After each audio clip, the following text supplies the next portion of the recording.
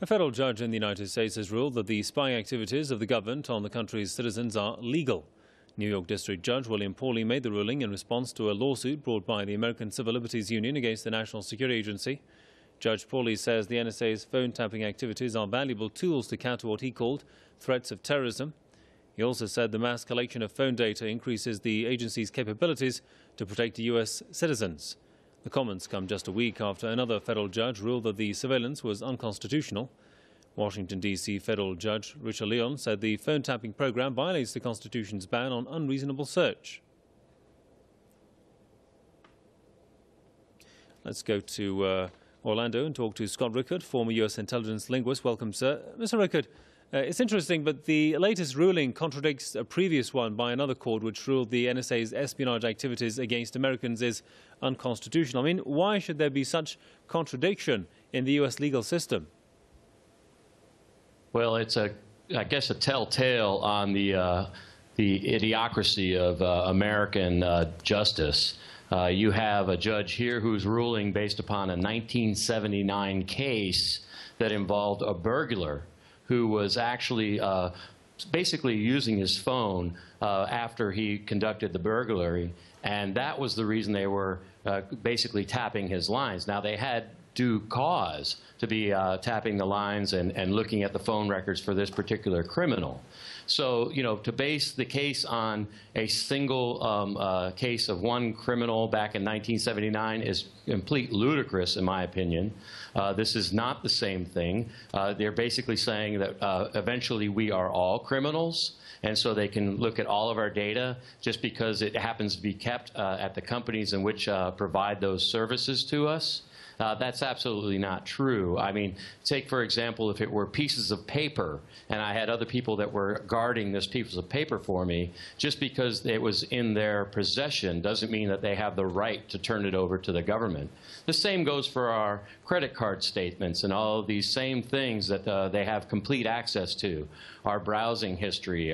Any of these activities are all completely available to the U.S. government, and they're making themselves, they're just taking their hands and dipping in at any time that they wish to take a look. And that's not the case of what the intelligence system was designed to do. In fact, that's not what we were taught back in the 80s when I worked for the intelligence community. We were specifically not supposed to collect intelligence against American individuals. And now they are specifically able to target anybody they wish at any time, and they rubber stamp it through the FISA court. So it's been made a joke of in the past 10 to 15 years, and there certainly needs to be something done about it. And thankfully, you know, some of it's being exposed, but unfortunately, most Americans really don't care.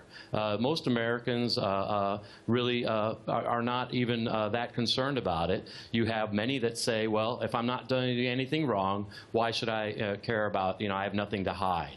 Well, that's not the case. The fact is that the government will use it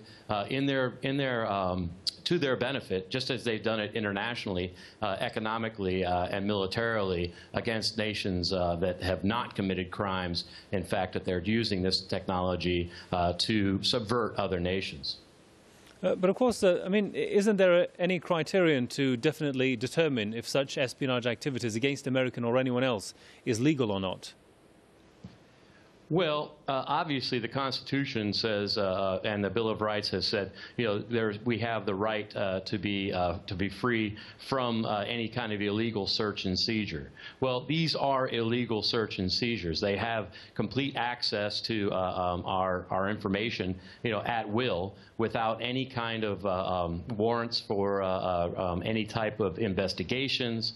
And obviously, the information is being collected ad hoc and at will as a complete process. So is there any legal process for this? Unfortunately not. You know, they have to go back to a case from 1979 when I have to admit, you know, the systems that I worked on in the 80s were very arcane. And, you know, the size and magnitude of what's capable of today just 20 to 30 years ago is just a night and day difference. So there are no real cases that apply to what's going on today, other than the fact that the simple part is if you're not committing a crime, the government has no right to go and look into your private information, your house, your stored data, anything that obviously you have created that is something that should be private to you. Just because it resides in an electronic media outside of your house